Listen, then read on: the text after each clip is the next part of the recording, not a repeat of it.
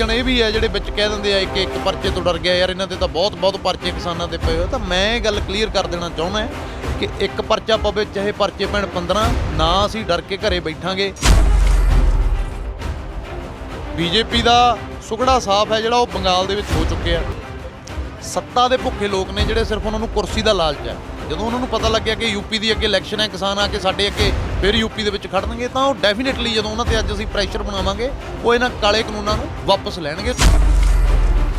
UP ਦੇ election ਤੋਂ ਪਹਿਲਾਂ ਅਸੀਂ 2-3 ਲੱਖ ਬੰਦੇ ਦਾ ਇਕੱਠ ਹੈ ਜਿਹੜਾ ਦਿੱਲੀ ਦੀਆਂ ਸਰਹੱਦਾਂ ਤੇ ਦੁਬਾਰੇ ਕਰ ਦਈਏ।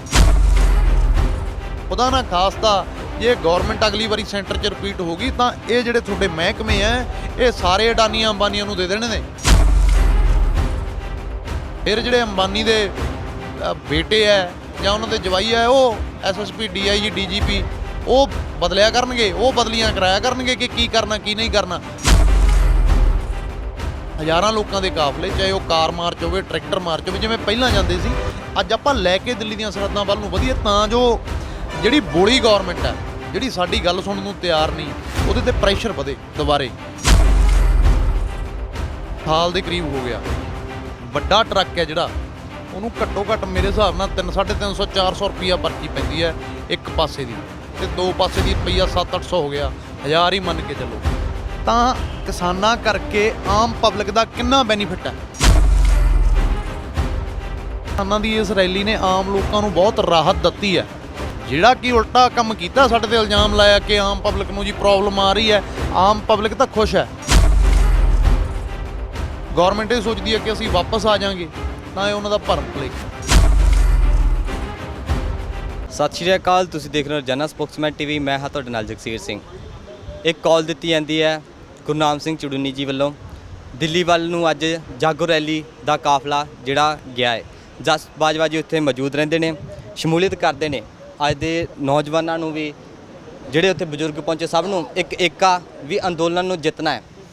ਬਾਜਵਾ ਸਾਹਿਬ ਜੀ ਕਿਸ ਤਰ੍ਹਾਂ ਦੇਖਦੇ ਹੋ ਅੱਜ ਏਕਾ ਹੈ ਸਭ ਦਾ? ਤੁਹਾਡਾ ਸਭ ਤੋਂ ਵੱਡਾ ਯੋਗਦਾਨ ਹੈ, ਤੁਸੀਂ ਪਿੰਡ ਪਿੰਡ ਜਾ ਕੇ ਵੀ ਲੋਕਾਂ ਨੂੰ ਜਾਗਰੂਕ ਕਰ ਰਹੇ ਹੋ। ਅੱਜ ਵੀ ਤੁਸੀਂ, ਕਿਉਂਕਿ ਤੁਹਾਡੇ ਤੇ ਪਹਿਲਾਂ ਪਰਚਾ ਹੋਇਆ, ਤੁਸੀਂ ਨਹੀਂ ਡਰੇ, ਤੁਸੀਂ ਬਿਨਾਂ ਡਰੇ ਅੱਜ ਅੰਦੋਲਨ ਦੇ ਵਿੱਚ ਆਏ ਹੋ।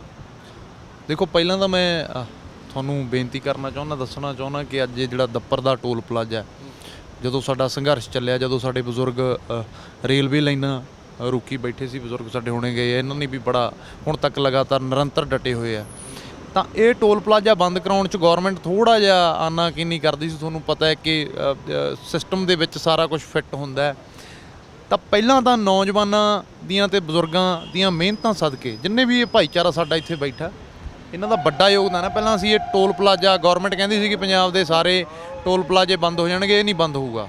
ਤਾਂ ਪਹਿਲਾਂ ਤਾਂ ਅਸੀਂ ਇਹ ਬੰਦ ਕਰਵਾਇਆ। ਉਦੋਂ ਤੋਂ ਲੈ ਕੇ ਹੁਣ ਤੱਕ ਸਾਡੇ ਬਜ਼ੁਰਗਾਂ ਦੀ ਜਿਹੜੇ ਵੀਰ ਇੱਥੇ ਬੈਠੇ ਆ, ਲਗਾਤਾਰ ਇਹਨੂੰ ਔਰਗਨਾਈਜ਼ਡ ਕਰ ਰਹੇ ਆ, ਸਾਰੇ ਨੂੰ ਚਲਾ ਰਹੇ ਆ। ਇੱਥੋਂ ਡਿਊਟੀਆਂ ਲੱਗੀਆਂ ਹੋਈਆਂ ਵੀ ਅੱਜ ਇੰਨੇ ਬੰਦਿਆਂ ਨੇ ਆਉਣਾ, ਅੱਜ ਇੰਨੇ ਬੰਦਿਆਂ ਨੇ ਆਉਣਾ। ਲਗਾਤਾਰ ਇਸ ਟੋਲ ਪਲਾਜ਼ੇ ਦੇ ਅਧੀਨ ਸਾਰੇ ਪੰਜਾਬ ਦੇ ਟੋਲ ਪਲਾਜ਼ਿਆਂ ਦੇ ਸਾਡੇ ਬਜ਼ੁਰਗ ਬੈਠੇ ਆ, ਰੇਲਵੇ ਲਾਈਨਾਂ। ਫਿਰ ਦੂਜੀ ਇੱਥੋਂ ਅੱਜ ਟੋਲ ਪਲਾਜ਼ੇ ਤੋਂ ਦੇਖੋ ਕਿੰਨੀ ਜਿਹੜੀ ਸੰਗਤ ਹੈ, 1 ਸਾਲ ਦੇ ਕਰੀਬ ਹੋ ਗਿਆ। ਵੱਡਾ ਟਰੱਕ ਹੈ ਜਿਹੜਾ ਉਹਨੂੰ ਘੱਟੋ ਘੱਟ ਮੇਰੇ ਹਿਸਾਬ ਨਾਲ 350-400 ਰੁਪਈਆ ਪਰਚੀ ਪੈਂਦੀ ਹੈ ਇੱਕ ਪਾਸੇ ਦੀ, ਤੇ ਦੋ ਪਾਸੇ ਦੀ ਰੁਪਈਆ 700-800 ਹੋ ਗਿਆ, 1000 ਹੀ ਮੰਨ ਕੇ ਚੱਲੋ। ਤਾਂ ਕਿਸਾਨਾਂ ਕਰਕੇ ਆਮ ਪਬਲਿਕ ਦਾ ਕਿੰਨਾ ਬੈਨੀਫਿਟ ਹੈ। ਪਹਿਲੀ ਗੱਲ, ਕਿੰਨਾ ਅੱਜ ਦੀ ਡੇਟ 'ਚ ਜਿਹੜਾ ਪੈਟਰੋਲ ਹੈ 100 ਤੋਂ ਉੱਤੇ ਕੀਮਤਾਂ, 104 ਰੁਪਏ, ਡੀਜ਼ਲ 90-92 ਰੁਪਏ ਪਾਰ ਕਰ ਗਿਆ। ਤਾਂ ਪਹਿਲੀ ਤਾਂ ਗੱਲ ਹੈ, ਕਿਸਾਨਾਂ ਦੀ ਇਸ ਰੈਲੀ ਨੇ ਆਮ ਲੋਕਾਂ ਨੂੰ ਬਹੁਤ ਰਾਹਤ ਦਿੱਤੀ ਹੈ। ਜਿਹੜਾ ਕਿ ਉਲਟਾ ਕੰਮ ਕੀਤਾ, ਸਾਡੇ ਤੇ ਇਲਜ਼ਾਮ ਲਾਇਆ ਕਿ ਆਮ ਪਬਲਿਕ ਨੂੰ ਜੀ ਪ੍ਰੋਬਲਮ ਆ ਰਹੀ ਹੈ, ਆਮ ਪਬਲਿਕ ਤਾਂ ਖੁਸ਼ ਹੈ। ਅੱਜ ਕੋਈ ਉਹਨਾਂ ਨੂੰ ਪ੍ਰਸ਼ਾਸਨ ਤੰਗ ਨਹੀਂ ਕਰਦਾ, ਕਿਤੇ ਟੋਲ ਪਲਾਜ਼ਾ ਨਹੀਂ ਲੱਗਿਆ ਹੋਇਆ। ਸਾਰਾ ਪੰਜਾਬ, ਸਾਰਾ ਹਰਿਆਣਾ, ਯੂਪੀ, ਸਾਰੇ ਪਾਸੇ। ਯੂਪੀ ਤੇ ਚਲੋ ਕਈ ਹਿੱਸਿਆਂ 'ਚ ਸ਼ਾਇਦ ਹੋ ਸਕਦਾ, ਪਰ ਜਿੰਨਾ ਸਾਡਾ ਬੱਸ ਚੱਲਦਾ ਅਸੀਂ ਆਪ ਦਾ ਜ਼ੋਰ ਮਾਰਿਆ ਹੋਇਆ। ਲਗਾਤਾਰ 7 ਮਹੀਨੇ ਤੋਂ, ਪੰਜਾਬ ਤਾਂ ਤਕਰੀਬਨ ਸਾਲ ਹੀ ਹੋ ਗਿਆ। ਪਿਛਲੀਆਂ ਗਰਮੀਆਂ 'ਚ ਅਸੀਂ, ਇਹ ਸਾਡੇ ਵੀਰ ਗੁਰਪ੍ਰੀਤ ਜੀ, ਅਸੀਂ ਸ਼ੁਰੂ ਕੀਤਾ ਹੈ ਸੰਘਰਸ਼, ਤੇ ਦੁਬਾਰੇ ਗਰਮੀਆਂ ਪੂਰੇ ਗਰਮੀ ਜੋ ਬੰਤੇ ਹੈ। ਸਾਲ ਦੇ ਨੇੜੇ ਤੇੜੇ ਜਿਹੜਾ ਸੰਘਰਸ਼ ਹੈ ਹੋ ਚੁੱਕਿਆ। 7 ਮਹੀਨੇ ਤਾਂ ਦਿੱਲੀ ਬੈਠਿਆਂ ਨੂੰ ਹੋਇਆ, 3 ਮਹੀਨੇ ਸਾਨੂੰ ਇੱਥੇ ਹੋ ਚੁੱਕੇ ਆ। ਗੌਰਮੈਂਟ ਟਸ ਤੋਂ ਮਸ ਨਹੀਂ ਹੁੰਦੀ। ਕਿੱਡੀਆਂ ਕੁਰਬਾਨੀਆਂ ਸਾਡੇ ਬਜ਼ੁਰਗਾਂ ਨੇ ਦਿੱਤੀਆਂ, ਸਿਰਾਂ 'ਚ ਲਾਠੀਆਂ ਵੀ ਮਾਰੀਆਂ, ਪੱਗ ਨੂੰ ਜਿਹਨੂੰ ਸਾਡੀ ਸਿਰ ਦਾ ਤਾਜ ਕਿਹਾ ਜਾਂਦਾ ਹੈ, ਸਾਡੇ ਗੁਰੂਆਂ ਵੱਲੋਂ ਬਖਸ਼ਿਸ਼ ਕੀਤੀ ਆ, ਉਹਨੂੰ ਗੰਦੇ ਪਾਣੀ ਦੀਆਂ ਵਿਚਾਰਾਂ ਮਾਲ ਕੇ ਪੈਰਾਂ ਦੇ ਵਿੱਚ ਵੀ ਰੋਲਿਆ ਗਿਆ। ਇੰਨੀਆਂ ਕੁਰਬਾਨੀਆਂ ਦੇ ਬਾਵਜੂਦ ਵੀ ਜਥੇਬੰਦੀਆਂ ਵੀ ਅੱਗੇ ਗਈਆਂ, 11 ਬੇਸਿੱਟਾ ਮੀਟਿੰਗਾਂ, ਕੋਈ ਕਿਸੇ ਕਿਸਮ ਦਾ ਵੀ ਹੱਲ ਗੌਰਮੈਂਟ ਨਹੀਂ ਕੱਢ ਰਹੀ। ਕਿਉਂਕਿ ਗੌਰਮੈਂਟ ਦੇ ਹੱਥ 'ਚ ਕੁਝ ਨਹੀਂ ਹੈਗਾ। ਦੇਸ਼ ਚਲਾ ਰਹੇ ਨੇ ਦੋ ਬੰਦੇ, ਮੋਦੀ ਜੀ ਤੇ ਅਮਿਤ ਸ਼ਾਹ ਜੀ। ਉਹਨਾਂ ਦੇ ਕਹਿਣ ਅਨੁਸਾਰ ਖੇਤੀਬਾੜੀ ਮੰਤਰੀ ਜਾਂ ਹੋਰ ਜਿਹੜੇ ਅਹੁਦੇਦਾਰ ਬੈਠੇ ਆ ਉਹ ਤਾਂ ਸਿਰਫ ਇੱਕ ਕਮਾਂਡ ਕਰਦੇ ਆ ਪਿੱਛੋਂ ਕਿ ਸਰ ਇੱਦਾਂ ਹੋਇਆ। ਪਰ ਖੇਤੀਬਾੜੀ ਮੰਤਰੀ ਇਹ ਬਿਆਨ ਦਵੇ ਨਾ ਦਵੇ ਕੋਈ ਫਰਕ ਨਹੀਂ ਪੈਂਦਾ ਕਿ ਰੱਦ ਹੋਣਗੇ, ਸੋਧਾਂ ਹੋਣਗੀਆਂ। ਸਾਡੀ ਜਿਹੜੀ ਐਜੀਟੇਸ਼ਨ ਹੈ ਅੱਜ, ਜੇ ਤੁਸੀਂ ਇਹ ਸੋਚਦੇ ਹੋ ਕਿ 550 ਤੋਂ ਉੱਤੇ ਸ਼ਹਾਦਤ ਸਾਡੀ ਹੋ ਗਈ ਇਸ ਕੁਰਬਾਨੀ 'ਚ, ਇੰਨਾ ਕੁਛ ਇਸ ਅੰਦੋਲਨ 'ਚ ਸਾਡਾ ਲੱਗ ਚੁੱਕਿਆ, ਐਡੇ ਐਡੇ ਮਹਾਂਪੁਰਸ਼ ਅਤੇ ਸ਼ਹੀਦੀਆਂ ਪਾ ਗਏ। ਜੇ ਅੱਜ ਸੋਚਦੇ ਨੇ ਗੌਰਮੈਂਟ ਇਹ ਸੋਚਦੀ ਹੈ ਕਿ ਅਸੀਂ ਵਾਪਸ ਆ ਜਾਵਾਂਗੇ, ਤਾਂ ਇਹ ਉਹਨਾਂ ਦਾ ਭਰਮ ਭੁਲੇਖਾ ਹੈ। ਠੀਕ ਆ, 7 ਮਹੀਨੇ ਹੋ ਗਏ, ਇੱਕ ਲੰਬਾ ਸੰਘਰਸ਼ ਹੈ। ਜਿਵੇਂ ਪਹਿਲਾਂ ਲੱਖਾਂ ਦੀ ਗਿਣਤੀ 'ਚ ਕਿਸਾਨ ਭਾਈਚਾਰਾ ਸੀ, ਉਹਨਾਂ ਹਮੇਸ਼ਾ ਨਹੀਂ ਰਹਿ ਸਕਦਾ, ਕਿਉਂਕਿ ਹਰ ਇੱਕ ਬੰਦੇ ਦੇ ਰੁਝੇਵੇਂ ਨੇ, ਹਰ ਇੱਕ ਬੰਦੇ ਦੇ ਕੰਮ ਨੇ। ਪਰ ਲਹਿਰ ਨੂੰ ਜਿਉਂਦਾ ਰੱਖਣ ਵਾਸਤੇ ਜਿਹੜੇ ਪ੍ਰੋਗਰਾਮ ਨੇ ਉਹ ਉਲੀਕਣੇ ਬਹੁਤ ਜ਼ਰੂਰੀ ਨੇ ਟਾਈਮ 'ਤੇ। ਉਸੇ ਦੇ ਅਧੀਨ ਮੈਂ ਤੁਹਾਨੂੰ ਚੇਤੇ ਕਰਾਉਣਾ ਚਾਹੁੰਦਾ ਕਿ ਪਿਛਲੇ ਤੋਂ ਪਿਛਲੀ ਇੱਕ 26 ਆਈ ਥਿੰਕ ਮਈ ਨੂੰ ਕਾਲੀਆਂ ਝੰਡੀਆਂ ਘਰਾਂ ਤੇ ਲਾਉਣੀਆਂ ਸੀ ਤੇ ਗੱਡੀਆਂ ਤੇ ਲਾਉਣੀਆਂ ਸੀ। ਉਦੋਂ ਪਹਿਲਾਂ ਜਿਹੜੀ ਗੱਲਬਾਤ ਉੱਡ ਰਹੀ ਸੀ, ਗੌਰਮੈਂਟ ਕਰੋਨਾ ਦਾ ਹਵਾਲਾ ਦੇਖ ਕੇ ਕਹਿ ਰਹੀ ਸੀ ਕਿ ਸੰਘਰਸ਼ ਹੈ ਜਿਹੜਾ ਹੁਣ ਠੰਡਾ ਪੈ ਗਿਆ, ਕਿਸਾਨ ਉੱਠ ਕੇ ਘਰਾਂ ਨੂੰ ਚਲੇ ਗਏ, ਹੁਣ ਇੱਥੇ ਕੋਈ ਨਹੀਂ ਰਹਿ ਗਿਆ। ਵਾਕਈ ਥੋੜ੍ਹਾ ਜਿਹਾ ਗਿਣਤੀ ਘਟ ਗਈ ਸੀ ਸਾਡੀ, ਟੋਲ ਪਲਾਜੇ ਜਾਂ ਦਿੱਲੀ ਛੱਡਿਆ ਨਹੀਂ, ਪਰ ਗਿਣਤੀ ਘਟ ਗਈ ਸੀ। ਪਤਾ ਨਹੀਂ ਕਿਉਂ 26 ਤੋਂ ਬਾਅਦ ਬੜੇ ਪੜਾਅ ਆਏ, ਵੱਖ-ਵੱਖ ਵਰਗ ਬਣ ਗਏ, ਲੋਕ ਬਿਜ਼ੀ ਹੋ ਗਏ। ਉਹ ਕਿਉਂ ਹੋ ਗਏ? ਕਿਉਂਕਿ 3 ਮਹੀਨੇ ਤੋਂ ਕੋਈ ਸੰਯੁਕਤ ਮੋਰਚੇ ਦਾ ਪ੍ਰੋਗਰਾਮ ਨਹੀਂ ਆਇਆ ਸਾਨੂੰ। ਉਹ 26 ਤਰੀਕ ਨੂੰ ਝੰਡੀਆਂ ਵਾਲਾ ਪ੍ਰੋਗਰਾਮ ਆਇਆ, ਉਦੋਂ ਅਸੀਂ ਮੋਹਾਲੀ ਦੇ ਵਿੱਚ ਮੂਹਰੇ ਹੋ ਕੇ ਪ੍ਰੋਗਰਾਮ ਕੀਤਾ, ਜਿੱਥੇ ਝੰਡੀਆਂ ਲਾਉਣੀਆਂ ਸੀ, ਹਜ਼ਾਰਾਂ ਦੀ ਗਿਣਤੀ 'ਚ ਕਿਸਾਨ ਉੱਥੇ ਪਹੁੰਚਿਆ। ਉਦੋਂ ਬਾਅਦ ਜਿਹੜਾ ਪਿਛਲੀ 26 ਲੰਘ ਕੇ ਗਈ ਹੈ, ਇਹਨੂੰ ਤਾਂ ਰਿਕਾਰਡ ਹੀ ਟੁੱਟ ਗਿਆ ਨਾ। ਗਵਰਨਰ ਹਾਊਸ ਘੇਰਨੇ ਸੀ ਅਸੀਂ, ਮੰਗ ਪੱਤਰ ਦੇਣੇ ਸੀਗੇ। ਤਾਂ ਤੁਸੀਂ ਇਹ ਦੇਖੋ ਕਿ ਪੂਰੇ ਪੰਜਾਬ 'ਚੋਂ ਭਾਈਚਾਰਾ, ਪੂਰੇ ਹਰਿਆਣੇ 'ਚੋਂ ਵੱਡੇ ਪੱਧਰ 'ਤੇ ਚੰਡੀਗੜ੍ਹ ਦੇ ਵਿੱਚ ਪਹੁੰਚਿਆ। ਘੱਟੋ ਘੱਟ ਤੁਸੀਂ ਮੰਨ ਕੇ ਚਲੋ 25, 30, 50 ਹਜ਼ਾਰ ਕਰੀਬ ਦੇ ਗਿਣਤੀ ਹੋਊਗੀ ਕਿਸਾਨਾਂ ਦੀ ਜਿਹੜੇ ਚੰਡੀਗੜ੍ਹ ਪਹੁੰਚੇ ਹੈ। ਪਰਚਾ ਵੀ ਉਸੇ ਦੇ ਅਧੀਨ ਹੁੰਦਾ। ਪਰਚੇ ਦੀ ਮੇਨ ਵਜ੍ਹਾ ਮੈਂ ਦੱਸਦਾ ਕਿ ਉਹ ਐਕਸਪੋਜ਼ ਹੋ ਗਿਆ ਮੀਡੀਆ ਦੇ ਵਿੱਚ। 7 ਮਹੀਨੇ ਤੋਂ ਚੱਲ ਰਹੇ ਆ, ਜਿਹੜੇ ਐਕਸਪੋਜ਼ ਹੋਈ ਗਏ, ਲੱਖੇ ਤੇ ਬਾਈ ਤੇ ਪਰਚੇ ਪੈ ਗਏ। ਹੋਰ ਬੜੇ ਵੀਰ ਸੀ ਜਿਨ੍ਹਾਂ ਨੂੰ ਝੂਠਿਆਂ ਕੇਸਾਂ 'ਚ ਫਸਾ ਦਿੱਤਾ ਗਿਆ। ਇਹਦਾ ਮਤਲਬ ਇਹ ਨਹੀਂ ਹੈਗਾ ਕਿ ਸਾਡੇ ਤੇ ਪਿਛਲੇ 7 ਮਹੀਨੇ ਤੋਂ ਕੋਈ ਕਾਰਵਾਈ ਨਹੀਂ ਹੋ ਰਹੀ। ਲਗਾਤਾਰ ਸਾਡੇ ਤੇ ਪ੍ਰੈਸ਼ਰ ਹੈ, ਸਾਡੇ ਕੰਮਕਾਰ ਬਿਲਕੁਲ ਠੱਪ ਕਰ ਦਿੱਤੇ ਗੌਰਮੈਂਟ ਨੇ। ਜੇ ਮੈਂ ਆਪਣੇ ਪਰਸਨਲ ਬਿਜ਼ਨਸ ਦੀ ਗੱਲ ਕਰ ਲਵਾਂ, ਉਹ ਬਿਲਕੁਲ ਬੰਦ ਕਰਤਾ। ਮਤਲਬ ਕਿੰਨਾ ਨੁਕਸਾਨ ਆ ਮੈਂ ਅੰਕੜਿਆਂ 'ਚ ਨਹੀਂ ਦੱਸ ਸਕਦਾ। ਇੱਕ ਰੁਜ਼ਗਾਰ ਹੀ ਖਤਮ ਕਰ ਦਿੱਤਾ ਗਿਆ। ਦੂਜੇ ਪਾਸੇ ਸਾਨੂੰ YouTube ਤੋਂ ਸਾਡੇ ਗਾਣੇ ਵੀ ਡਾਏ ਗਏ। ਅਸੀਂ ਸਾਨੂੰ ਲੋਕ ਪਿਆਰ ਕਰਦੇ ਆ, ਅਸੀਂ ਗਾਇਕੀ ਰਾਹੀਂ ਵੀ ਇਸ ਅੰਦੋਲਨ ਨੂੰ ਇੱਕ ਯੋਗਦਾਨ ਦੇ ਰਹੇ ਹਾਂ ਕਿ ਨੌਜਵਾਨਾਂ 'ਚ ਇੱਕ ਜੋਸ਼ ਆਵੇ ਸਾਡਿਆਂ ਗੀਤਾਂ ਨਾਲ। ਉਹ ਗਾਣੇ ਗਾਉਣ ਤੋਂ ਵੀ ਰੋਕਿਆ ਜਾ ਰਿਹਾ। ਪਰ ਉਹਨਾਂ ਸਭ ਚੀਜ਼ਾਂ ਦੇ ਬਾਵਜੂਦ ਵੀ ਅਸੀਂ ਡਟੇ ਹੋਏ ਹਾਂ, ਅਸੀਂ ਲੜ ਰਹੇ ਹਾਂ ਬਿਨਾਂ ਕਿਸੇ ਪਰਵਾਹ ਕੀਤੇ। ਇਹ ਜਿਹੜਾ ਚੰਡੀਗੜ੍ਹ ਵਾਲਾ ਪਰਚਾ ਹੈ, ਇਹ ਐਕਸਪੋਜ਼ ਹੋ ਗਿਆ ਕਿਉਂਕਿ ਮੀਡੀਆ ਉੱਥੇ ਸੀ, ਸਾਰਾ YouTube ਤੇ ਵੀਡੀਓਜ਼ ਨੇ। ਉਹ ਲੋਕਾਂ 'ਚ ਗੱਲ ਆ ਗਈ ਕਿ ਪਰਚਾ ਪੈ ਗਿਆ। ਹੁਣ ਕਈ ਸੱਜਣ ਇਹ ਵੀ ਹੈ ਜਿਹੜੇ ਵਿੱਚ ਕਹਿ ਦਿੰਦੇ ਆ ਕਿ ਇੱਕ ਪਰਚੇ ਤੋਂ ਡਰ ਗਿਆ, ਯਾਰ ਇਹਨਾਂ ਤੇ ਤਾਂ ਬਹੁਤ ਪਰਚੇ ਕਿਸਾਨਾਂ ਤੇ ਪਏ ਹੋ। ਤਾਂ ਮੈਂ ਇਹ ਗੱਲ ਕਲੀਅਰ ਕਰ ਦੇਣਾ ਚਾਹੁੰਦਾ ਕਿ ਇੱਕ ਪਰਚਾ ਪਵੇ ਚਾਹੇ ਪਰਚੇ ਪੈਣ 15, ਨਾ ਅਸੀਂ ਡਰ ਕੇ ਘਰੇ ਬੈਠਾਂਗੇ ਝੂਠੇ ਪਰਚੇ ਪਾ ਕੇ। ਜੇ ਤਾਂ ਕਿਉਂਕਿ ਇਹ ਸਿਰਫ ਇੱਕ ਪ੍ਰੋਪੋਗੰਡਾ, ਸਾਡੀ ਆਵਾਜ਼ ਦਬਾਉਣ ਦਾ ਯਤਨ ਕੀਤਾ ਗਿਆ ਕਿ ਜਿਹੜੇ ਫਰੰਟ ਲਾਈਨ ਤੇ ਬੰਦੇ ਚੱਲ ਰਹੇ ਆ, ਕਿਵੇਂ ਨਾ ਕਿਵੇਂ ਇਹਨਾਂ ਨੂੰ ਦਬਾ ਕੇ ਘਰੇ ਬਿਠਾਇਆ ਜਾਵੇ। ਯੂਥ ਹੈ ਜਿਹੜਾ ਉਹ ਆਪਦੇ ਘਰਾਂ 'ਚ ਵੜ ਜਾਊਗਾ। ਪਰ ਮੈਂ ਪ੍ਰਸ਼ਾਸਨ ਨੂੰ ਵੀ ਇਹ ਗੱਲ ਕਹਿਣੀ ਚਾਹੁੰਦਾ ਕਿ ਤੁਹਾਡੇ ਇਹ ਮਨ 'ਚ ਬਹੁਤ ਵੱਡਾ ਭਰਮ ਹੈ, ਬਹੁਤ ਭੁਲੇਖਾ ਹੈ। ਜੇ ਤੁਹਾਨੂੰ ਲੱਗਦਾ ਕਿ ਸਾਨੂੰ ਤੁਸੀਂ ਜੇਲ੍ਹਾਂ 'ਚ ਬੰਦ ਕਰਕੇ ਯੂਥ ਨੂੰ ਘਰੇ ਬਾੜ ਲਓਗੇ, ਤਾਂ ਇਹ ਗਲਤਫਹਿਮੀ ਹੈ। ਯੂਥ ਦਾ ਗੁੱਸਾ ਹੋਰ ਇੱਕ ਵੱਡੇ ਪੱਧਰ ਤੇ ਨਿਕਲੂਗਾ ਤੇ ਵੱਡੀ ਗਿਣਤੀ 'ਚ ਵੱਧ ਚੜ ਕੇ ਯੂਥ ਹੈ ਜਿਹੜਾ ਸੜਕਾਂ ਤੇ ਕਿਸਾਨੀ ਸੰਘਰਸ਼ ਦੇ ਨਾਲ ਆਊਗਾ। ਪਰਚਿਆਂ ਦੀ ਨਾ ਤਾਂ ਅਸੀਂ ਕਰੀਏ ਅੱਜ ਪਰਵਾਹ, ਨਾ ਕਰੀਏ ਕੱਲ੍ਹ ਨੂੰ ਪਰਵਾਹ। ਅਸੀਂ 3 ਕਾਲੇ ਕਾਨੂੰਨਾਂ ਨੂੰ ਰੱਦ ਕਰਾਏ ਬਿਨਾਂ ਘਰੇ ਨਹੀਂ ਬੈਠਾਂਗੇ, ਇਹ ਗੱਲ ਕਨਫਰਮ ਹੈ। ਉਹਦੇ ਅਧੀਨ ਸਾਨੂੰ ਕੁਝ ਵੀ ਕਰਨਾ ਪਵੇ। ਇਹ ਜਾਗੋ ਰੈਲੀ ਸਰਦਾਰ ਗੁਰਨਾਮ ਸਿੰਘ ਜੀ ਚੜੂੰਨੀ ਜਿਹੜੇ ਇਸ ਪੂਰੇ ਕਿਸਾਨੀ ਸੰਘਰਸ਼ ਦੇ ਮਾਰਸ਼ਲ, ਜਿਨ੍ਹਾਂ ਨੂੰ ਮੈਂ ਕਹੂੰਗਾ ਕਿ ਆਗੂ ਨੇ, ਆਗੂ ਤਾਂ ਸਾਰਿਆਂ ਦੀ ਕਾਰਗੁਜ਼ਾਰੀ ਹੈ ਜਿਹੜੀ ਬਹੁਤ ਵਧੀਆ, ਪਰ ਉਹਨਾਂ ਦੀ ਕਾਰਗੁਜ਼ਾਰੀ ਬਾਕੀਆਂ ਨਾਲੋਂ ਹਟ ਕੇ ਤੇ ਅੱਗੇ ਕਿਉਂ ਹੁੰਦੀ ਹੈ? ਕਿਉਂਕਿ BJP ਦੀ ਸਰਕਾਰ ਹੈ, ਨਾਲ ਵਾਲਾ ਸੂਬਾ ਬਾਰਡਰ ਟੱਪ ਕੇ ਹਰਿਆਣਾ। ਲਗਾਤਾਰ ਪੁਲਿਸ ਪ੍ਰਸ਼ਾਸਨ ਕਿਸਾਨਾਂ ਤੇ ਲਾਠੀ ਚਾਰਜ ਵੀ ਕਰਦਾ ਹੈ, ਝੂਠੇ ਪਰਚੇ ਵੀ ਪਾਉਂਦਾ ਹੈ। ਸਾਡੀ ਸਰਕਾਰ ਸਾਨੂੰ ਕਹਿੰਦੀ ਹੈ ਕਿ ਅਸੀਂ ਕਿਸਾਨਾਂ ਦੇ ਨਾਲ ਹਾਂ, ਤਾਂ ਉਹ ਹੈਗੇ ਆ ਇਕੱਲੇ ਜਥੇਬੰਦੀ ਉਹਨਾਂ ਦੀ ਇੱਕ, ਤੇ ਪੂਰੇ ਹਰਿਆਣੇ ਦਾ ਅੱਜ ਇਕੱਠ ਦੇਖੋ ਕੁੰਡਲੀ ਬਾਰਡਰ ਤੇ ਸਾਡੇ ਪੰਜਾਬ ਨਾਲੋਂ ਵੱਧ ਹੈ। ਚਲੋ ਅਸੀਂ ਸਰਹੱਦਾਂ 'ਚ ਨਹੀਂ ਪੈਂਦੇ, ਇੱਕ ਕੰਮ ਕਰਨ ਦਾ ਤਰੀਕਾ, ਇੱਕ ਸਟਾਈਲ ਦੀ ਗੱਲ ਕਰਦੇ ਹਾਂ ਕਿ ਜਦੋਂ ਇੱਕ ਸੰਘਰਸ਼ ਨੂੰ ਮਜ਼ਬੂਤ ਕਰਨਾ ਹੋਵੇ ਤਾਂ ਤੁਹਾਨੂੰ ਜਿਹੜੇ ਪ੍ਰੋਗਰਾਮ ਨੇ ਉਹ ਲਿਖਣੇ ਹੀ ਪੈਣੇ ਨੇ। ਤਾਂ ਸਾਡੇ ਹੈਗੇ ਨੇ ਜਥੇਦਾਰ 32 ਜ਼ਿਲ੍ਹੇ ਹੈਗੇ ਆ ਸਾਡੇ, 22 ਤੇ ਹੁਣ ਇੱਕ 23 ਹੋ ਗਏ। ਤੇ ਇੱਕ ਜ਼ਿਲ੍ਹਾ ਵੀ ਜੇ ਅਸੀਂ ਸੌਂਪ ਦਈਏ ਕਿ ਮਹੀਨੇ 'ਚ ਇੱਕ ਸਾਡੇ ਆਗੂ ਸਾਹਿਬਾਨ ਆ ਕੇ, ਮੈਂ ਇਹ ਗੱਲ ਪਿਛਲੇ 2 ਮਹੀਨਿਆਂ ਤੋਂ ਕਹਿੰਦਾ ਆ ਰਿਹਾ ਕਿ ਇੱਕ ਵੱਡਾ ਕਾਫਲਾ ਜਿਵੇਂ ਅੱਜ ਚੜੂਨੀ ਸਾਹਿਬ ਲੈ ਕੇ ਗਏ ਆ, ਜੇ ਅਸੀਂ ਲੈ ਕੇ ਜਾਈਏ ਤਾਂ ਆਪਣੀ ਜਿਹੜੀ ਸ਼ਮੂਲੀਅਤ ਗਿਣਤੀ ਆ ਬਰਾਬਰ ਵਧਾ ਸਕਦੇ ਹਾਂ, ਉੱਥੇ ਲੱਖਾਂ ਦੀ ਗਿਣਤੀ 'ਚ ਇਕੱਠ ਕਰ ਸਕਦੇ ਹਾਂ। ਸੋ ਉਸੇ ਦੇ ਅਧੀਨ ਜਾਗੋ, ਕਿਉਂਕਿ ਕਲਾਕਾਰ ਸਭ ਦਾ ਸਾਂਝਾ ਹੈ, ਪੰਜਾਬ ਦਾ, ਹਰਿਆਣੇ ਦਾ। ਮੈਂ ਤਾਂ ਉਸ ਦਿਨ ਵੀ ਹਰਿਆਣੇ ਵਾਲੇ ਪਾਸੋਂ ਗਿਆ ਸੀ, ਕਿਉਂਕਿ ਪ੍ਰਸ਼ਾਸਨ ਦਾ ਮੈਨੂੰ ਕਿਹਾ ਗਿਆ ਸੀ ਪ੍ਰਸ਼ਾਸਨ ਵੱਲੋਂ ਕਿ ਤੁਸੀਂ ਆਉਣਾ ਨਹੀਂ ਇੱਥੇ, ਮੈਂ ਹਰਿਆਣੇ ਵੱਲ ਚਲਾ ਗਿਆ। ਅੱਜ ਵੀ ਸਰਦਾਰ ਗੁਰਨਾਮ ਸਿੰਘ ਚੜੂਨੀ ਉਹਨਾਂ ਨੇ ਮੈਨੂੰ ਕਿਹਾ ਕਿ ਆਪਾਂ ਇੱਥੋਂ ਕਾਫਲਾ ਲੈ ਕੇ ਜਾਣਾ। ਮੈਂ ਕਿਹਾ ਜੀ ਬਿਲਕੁਲ ਜਾਣਾ। ਕਿਸਾਨੀ ਸੰਘਰਸ਼ ਲਈ ਚਾਹੇ ਤੁਸੀਂ ਰਾਜਸਥਾਨ ਤੋਂ ਚੱਲੋ, ਉੱਤਰਾਖੰਡ ਤੋਂ ਚੱਲੋ, ਅਸੀਂ ਬਿਲਕੁਲ ਹਾਜ਼ਰ ਹਾਂ।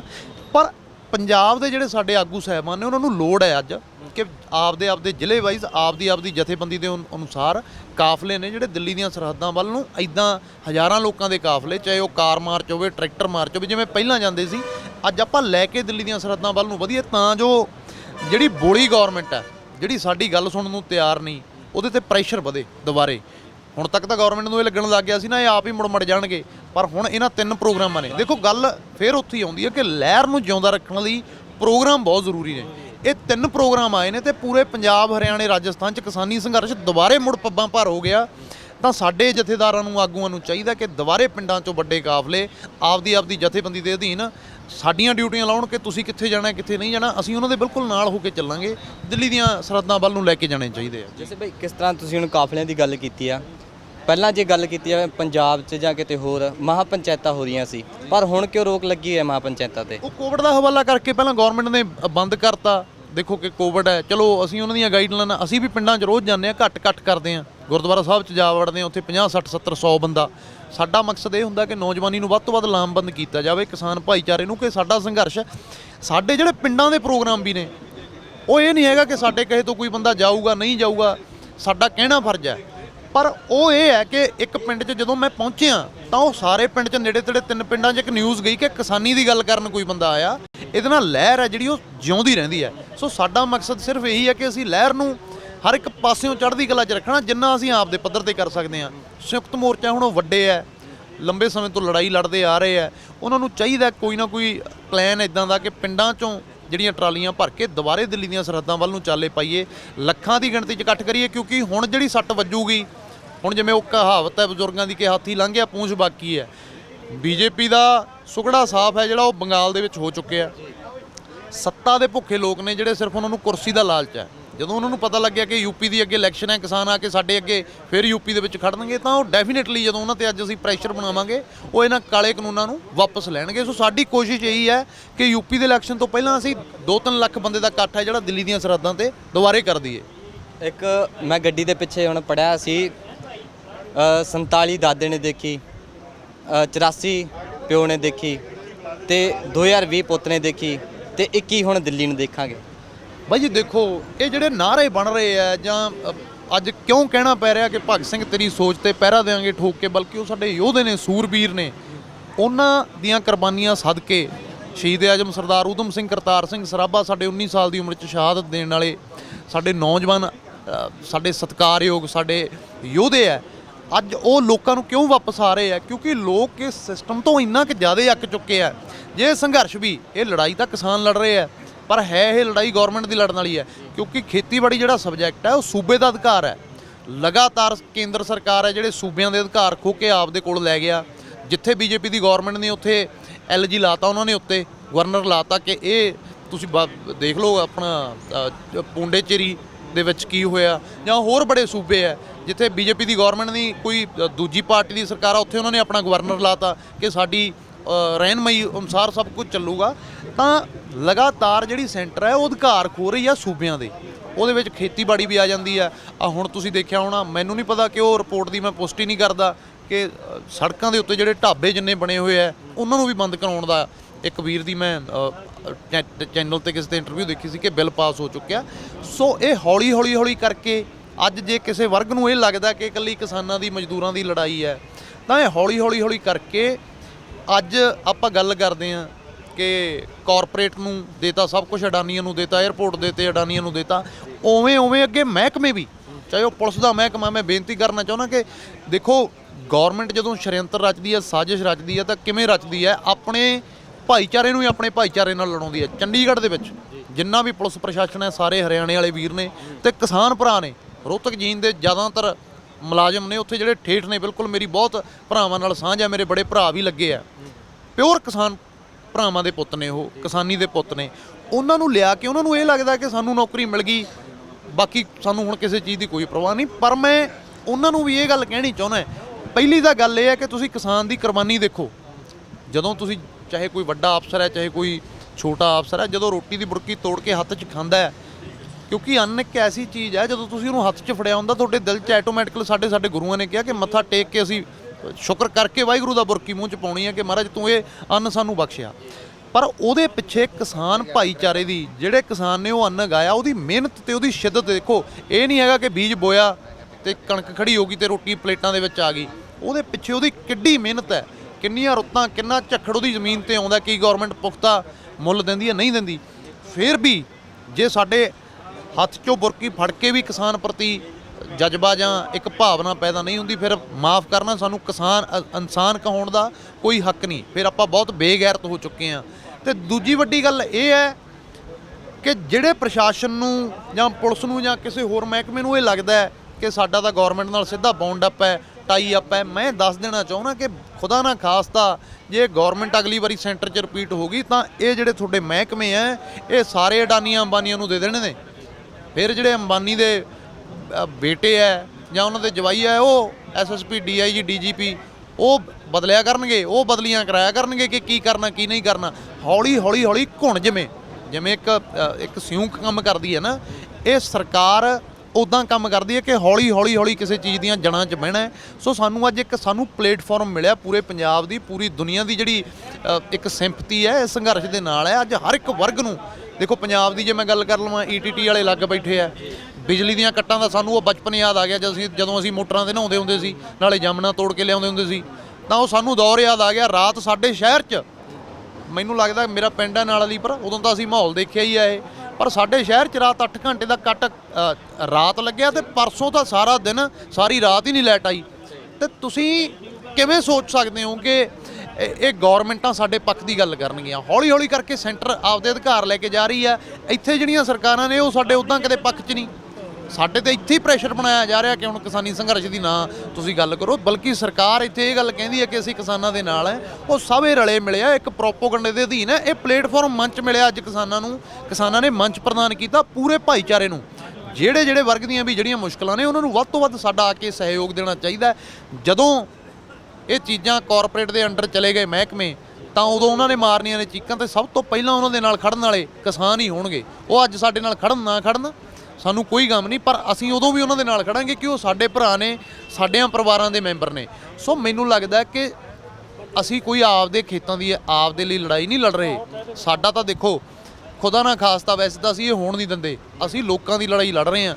ਜੇ ਬਾਈ ਚਾਂਸ ਗਵਰਨਮੈਂਟ ਨੇ ਧੱਕਾ ਕੀਤਾ ਤਾਂ ਅਸੀਂ ਤਾਂ ਸਾਡੇ ਤਾਂ ਵਿਹੜੇ ਵਾਹਿਗੁਰੂ ਨੇ ਏਡੇ ਬਖਸ਼ਿਆ ਕਿ ਅਸੀਂ ਤਾਂ ਉੱਥੇ ਅਨਾਜ ਪੈਦਾ ਕਰਕੇ ਆਪਦਾ ਤੋਰੀ ਫੁਲਕਾ ਚਲਾ ਲਾਂਗੇ। 4-4 ਮੈਸਾਂ ਹਰੇਕ ਦੇ ਰੱਖੀਆਂ ਘਰੇ। ਜੇ ਇਹ ਕਾਨੂੰਨ ਲਾਗੂ ਹੋ ਜਾਂਦਾ ਤਾਂ ਆਮ ਪਬਲਿਕ ਨੂੰ, ਅੱਜ ਆਪਾਂ ਸਰੋਂ ਦੀ ਬੋਤਲ ਤੇ ਮਾਰਦੇ ਨਾ ਚੀਕਾਂ ਕਿ 200 ਰੁਪਏ ਦਾ ਹੋ ਗਿਆ, ਤੇ ਅਗਲੀ ਵਾਰੀ ਜਿਹੜਾ ਕਿਲੋ ਤੁਹਾਨੂੰ ਪੈਕਟਾਂ ਦੇ ਵਿੱਚ ਅਨਾਜ ਮਿਲਣ ਲੱਗ ਜਾਣਾ, ਤੇ ਇਹ ਇਦਾਂ ਹੀ ਅਡਾਨੀਆਂ ਦੀਆਂ ਮੋਹਰਾਂ ਲੱਗ ਕੇ, ਅੰਬਾਨੀਆਂ ਦੀਆਂ ਮੋਹਰਾਂ ਲੱਗ ਕੇ 150 ਰੁਪਏ ਕਿਲੋ ਨੂੰ ਮਿਲਣ ਲੱਗ ਜਾਣਾ। ਤੇ ਫਿਰ ਤੁਸੀਂ ਸੋਚ ਸਕਦੇ ਹੋ ਕਿ ਮਤਲਬ ਬੇਸਿਕਲੀ ਗਵਰਨਮੈਂਟ ਦਾ ਜਿਹੜਾ ਟਾਰਗੇਟ ਹੈ ਥੱਲੇ ਵਰਗ ਨੂੰ, ਕਿਉਂਕਿ ਜਿਹੜੀ ਰਾਜਨੀਤੀ ਹੁੰਦੀ ਆ ਉਹ ਹਮੇਸ਼ਾ ਲੋਅਰ ਥੱਲੇ ਵਰਗ ਤੇ ਹੁੰਦੀ ਹੈ, ਜਿਨ੍ਹਾਂ ਦਾ ਰੋਟੀ ਦਾ ਸਰਵਾਈਵਲ ਹੈ, ਜਿਨ੍ਹਾਂ ਦੇ ਲਈ ਸਿਰਫ ਇੱਕ ਰੋਟੀ ਮੁੱਦਾ ਹੈ। ਤਾਂ ਗਵਰਨਮੈਂਟ ਮਿਡਲ ਕਲਾਸ ਨੂੰ ਡੈਮੇਜ ਕਰਕੇ ਉੱਥੇ ਲੈ ਕੇ ਆਉਣਾ ਚਾਹੁੰਦੀ ਹੈ ਕਿ ਮੁੱਦਾ ਸਿਰਫ ਰੋਟੀ ਦਾ ਰਹਿ ਜੇ ਤੇ ਅਸੀਂ ਫਰੀ ਕਣਕ ਦਈਏ, ਦਾਲਾਂ ਦਈਏ, ਆਟਾ ਦਈਏ ਤੇ ਉੱਥੇ ਤੱਕ ਲੋਕਾਂ ਨੂੰ ਸੀਮਤ ਰੱਖ ਜਾਈਏ। ਸਾਡੀਆਂ ਹੱਕਾਂ ਤੱਕ ਤਾਂ ਸਾਨੂੰ ਪਹੁੰਚਣ ਹੀ ਨਹੀਂ ਦਿੱਤਾ ਜਾ ਰਿਹਾ। ਇਹ ਸੰਘਰਸ਼, ਕਿਸਾਨੀ ਸੰਘਰਸ਼ ਇੱਕ ਪਲੇਟਫਾਰਮ ਦੇ ਰਿਹਾ ਸਭ ਨੂੰ ਕਿ ਵੱਧ ਤੋਂ ਵੱਧ ਜਿਨ੍ਹਾਂ ਨਾਲ ਤਸ਼ੱਦਦ ਹੋ ਰਿਹਾ, ਆਪਾਂ ਵੱਖ-ਵੱਖ ਲੜਨ ਦੇ ਨਾਲੋਂ ਇੱਕ ਹੋ ਕੇ ਲੜੀਏ, ਤਾਂ ਜੋ ਅਸੀਂ ਅੱਜ ਤੁਹਾਡੇ ਨਾਲ ਖੜੀਏ, ਤੁਸੀਂ ਅੱਜ ਸਾਡੇ ਨਾਲ ਖੜੋ, ਗਵਰਨਮੈਂਟ ਤੇ ਉਹਨਾਂ ਬਣਦਾ ਪ੍ਰੈਸ਼ਰ ਪਾਈਏ ਤੇ 3 ਕਾਲੇ ਕਾਨੂੰਨਾਂ ਨੂੰ ਰੱਦ ਕਰਾਈਏ ਜੀ। ਹੁਣ ਇੱਕ ਲਾਸਟ ਸਵਾਲ ਕਰਨਾ ਮੈਂ ਜਾਂਦੇ ਕੋਈ ਵੱਡਾ ਪ੍ਰੋਗਰਾਮ ਜਸ ਬਾਜਵਾ ਵੱਲੋਂ ਜਾਂ ਕੋਈ ਹੋਰ ਸੰਯੁਕਤ ਮੋਰਚੇ ਨਾਲ ਗੱਲ ਕਰਕੇ ਕੋਈ ਵੱਡਾ ਪ੍ਰੋਗਰਾਮ ਦਿੱਤਾ ਜਾਏਗਾ ਵੀ ਜਿਵੇਂ ਪਹਿਲਾਂ ਆਪਾਂ 26 ਫਰਵਰੀ ਨੂੰ ਕੂਚ ਕਰਦੇ ਦਿੱਲੀ ਵੱਲ, ਇਸੇ ਤਰ੍ਹਾਂ ਹੁਣ ਅੱਗੇ ਕੋਈ ਵੱਡਾ ਪ੍ਰੋਗਰਾਮ ਹੋਏਗਾ? ਦੇਖੋ ਬਾਈ ਜੀ, ਜਸ ਬਾਜਵੇ ਵੱਲੋਂ ਪ੍ਰੋਗਰਾਮ ਦਿੱਤਾ ਜਾਏਗਾ ਨਹੀਂ ਜਾਏਗਾ ਇਹ ਨਹੀਂ ਮੈਨੇ ਰੱਖਦਾ। ਅਸੀਂ ਤਾਂ ਇੱਕ ਸਿਪਾਹੀ ਆ, ਸਾਡੀ ਤਾਂ ਜਿੱਥੇ ਡਿਊਟੀ ਲੱਗਦੀ ਹੈ, ਸਾਡੇ ਬਜ਼ੁਰਗ ਨੇ, ਇਹਨਾਂ ਨਾਲ ਸਾਡਾ ਮਾੜਾ ਮੋਟਾ ਕਿਤੇ ਮਾਨ ਮਟਾਪ ਵੀ ਹੋ ਜਾਂਦਾ ਸਾਡਾ, ਅਸੀਂ ਕਦੇ, ਕਿਉਂਕਿ ਸਾਡਾ ਹੱਕ ਹੈ ਇਹਨਾਂ ਤੇ, ਅਸੀਂ ਇਹਨਾਂ ਦੇ ਕਹੇ ਤੋਂ, ਪਰ ਇਹ ਨਹੀਂ ਹੈਗਾ ਕਿ ਅਸੀਂ ਕੋਈ ਆਪਦਾ ਵੱਖਰਾ ਧੜਾ ਕੱਢ ਰਹੇ ਹਾਂ ਇਸ ਸੰਘਰਸ਼ ਦੇ ਵਿੱਚੋਂ ਜਾਂ ਕੋਈ ਵੱਖਰਾ ਹੋਰ ਰਾਹ ਬਣਾ ਰਹੇ ਹਾਂ। ਅਸੀਂ ਸੰਯੁਕਤ ਮੋਰਚੇ ਦੇ ਨਾਲ ਹੈ, ਜਥੇਬੰਦੀਆਂ ਦੇ ਨਾਲ ਹੈ। ਪਹਿਲੇ ਦਿਨ ਕਹਿ ਕੇ ਚੱਲੇ ਸੀ ਨਾਲ ਹੈ ਤੇ ਨਾਲ ਹੀ ਅਖੀਰ ਤੱਕ ਰਵਾਂਗੇ ਜਦੋਂ ਤੱਕ ਇਹ ਸੰਘਰਸ਼ ਨਹੀਂ ਜਿੱਤਦੇ। ਪਰ ਸਾਨੂੰ ਨੌਜਵਾਨੀ ਜਿਹੜੀ ਜਿਹਨੂੰ ਅਸੀਂ ਸੰਬੋਧਨ ਕਰਦੇ ਹਾਂ, ਪਿੰਡਾਂ 'ਚ ਜਾਂਦੇ ਹਾਂ, ਉਹ ਸਾਨੂੰ ਪੁੱਛਦੇ ਆ ਕਿ ਬਾਈ ਜੀ ਕੋਈ ਪ੍ਰੋਗਰਾਮ, ਜਿਵੇਂ ਹੁਣ ਤੁਹਾਡਾ ਇਹ ਸਵਾਲ ਹੈ, ਪਿੰਡਾਂ 'ਚ ਆਮ ਇਹ ਸਵਾਲ ਆਉਂਦਾ ਕਿ ਅਗਲਾ ਹੀ ਰਣਨੀਤੀ ਤੇ ਅਗਲਾ ਪ੍ਰੋਗਰਾਮ ਕੀ ਆ। ਸਾਨੂੰ ਅੱਜ ਇੱਕ ਵੱਡੇ ਪ੍ਰੋਗਰਾਮ ਦੀ ਲੋੜ ਹੈ। ਤਾਂ ਮੈਂ ਬੇਨਤੀ ਕਰਦਾ ਤੁਹਾਡੇ ਮਾਧਿਅਮ ਰਾਹੀਂ ਸੰਯੁਕਤ ਮੋਰਚੇ ਨੂੰ ਕਿ ਜਿਵੇਂ ਮੈਂ ਪਹਿਲਾਂ ਕਹਿ ਕੇ ਹਟਿਆ ਕਿ ਆਪਾਂ ਮਹਾਂ ਪੰਚਾਇਤਾਂ ਨਹੀਂ ਕਰ ਸਕਦੇ। ਆਪਾਂ ਜਿਵੇਂ ਹਰਿਆਣੇ ਤੋਂ ਸਰਦਾਰ ਗੁਰਨਾਮ ਸਿੰਘ ਚੜੂਨੀ ਪੰਜਾਬ 'ਚੋਂ ਕਾਫਲਾ ਲੈ ਕੇ ਆ ਕੇ, ਤੇ ਸਾਡੇ ਪੰਜਾਬ ਦੇ ਆਗੂਆਂ ਨੂੰ ਵੀ ਚਾਹੀਦਾ, ਅਸੀਂ ਤਾਂ ਬਿਲਕੁਲ ਤਿਆਰ ਬੈਠੇ ਹਾਂ। ਜੇ ਅਸੀਂ ਉਹਨਾਂ ਦੇ ਨਾਲ ਚੱਲਦੇ ਹਾਂ ਤਾਂ ਤੁਹਾਡੇ ਤਾਂ ਅਸੀਂ ਮੂਹਰੇ ਹੋ ਕੇ ਚੱਲਾਂਗੇ। ਪਹਿਲੇ ਦਿਨ ਤੋਂ ਚੱਲੇ ਹਾਂ ਕਿ ਆਪਦੇ ਜਥੇਬੰਦੀ ਦੇ ਹਿਸਾਬ ਨਾਲ ਆਪਦੇ ਜ਼ਿਲ੍ਹੇ 'ਚੋਂ ਆਪਦੀ ਇਕਾਈ 'ਚੋਂ ਆਪਦਾ ਕੇਡਰ ਲੈ ਕੇ ਦਿੱਲੀ ਦੀਆਂ ਸਰਹੱਦਾਂ ਵੱਲ ਨੂੰ ਵਧਣ। ਠੀਕ ਹੈ, ਜੇ ਜਥੇਬੰਦੀਆਂ ਦੇ ਰੁਝੇਵੇਂ ਨੇ ਤਾਂ ਮੈਂ ਨੌਜਵਾਨੀ ਨੂੰ ਇਹ ਬੇਨਤੀ ਕਰਦਾ ਕਿ ਤੁਸੀਂ ਆਮ 5-5 ਪਿੰਡਾਂ ਦੇ ਵੀਰ ਭਰਾ ਇਕੱਠੇ ਹੋ ਕੇ ਜਿੰਨਾ ਟਾਈਮ ਤੁਹਾਡੇ ਤੋਂ ਦਿੱਲੀ ਲੱਗਦਾ, 2 ਦਿਨ 3 ਦਿਨ 4 ਦਿਨ ਦੀ ਦਿਨ ਜਾ ਕੇ ਮੁੜ ਕੇ ਆਉਣਾ, ਸ਼ਮੂਲੀਅਤ ਹੈ ਜਿਹੜੀ ਵੱਧ ਤੋਂ ਵੱਧ ਦਿੱਲੀ ਦੀਆਂ ਸਰਹੱਦਾਂ ਤੇ ਵਧਾਓ ਤਾਂ ਜੋ ਕੇਂਦਰ ਸਰਕਾਰ ਤੇ ਜਿਹੜਾ ਪ੍ਰੈਸ਼ਰ ਹੈ ਉਹ ਸਾਡੇ ਇਕੱਠ ਨੇ ਪਾਉਣਾ ਹੈ। ਉਹ ਇਕੱਠ ਨੂੰ ਦੇਖਦੇ ਹੋਏ ਉਹਨਾਂ ਨੇ 3 ਕਾਲੇ ਕਾਨੂੰਨ ਰੱਦ ਕਰਨੇ ਆ ਜੀ। ਬਹੁਤ ਸੋ ਦੱਪਰ ਟੋਲ ਪਲਾਜ਼ਾ ਤੇ ਮੌਜੂਦ ਸੀ ਜਿੱਥੇ ਕਿ ਜਸ ਬਾਜਵਾ ਜੀ ਦਿੱਲੀ ਵੱਲ ਨੂੰ ਕੂਚ ਕਰ ਰਹੇ ਸੀ। ਇੱਥੇ ਇਹਨਾਂ ਨੇ ਸ਼ਮੂਲੀਅਤ ਕੀਤੀ ਹੈ ਅੰਦੋਲਨ ਦੀ।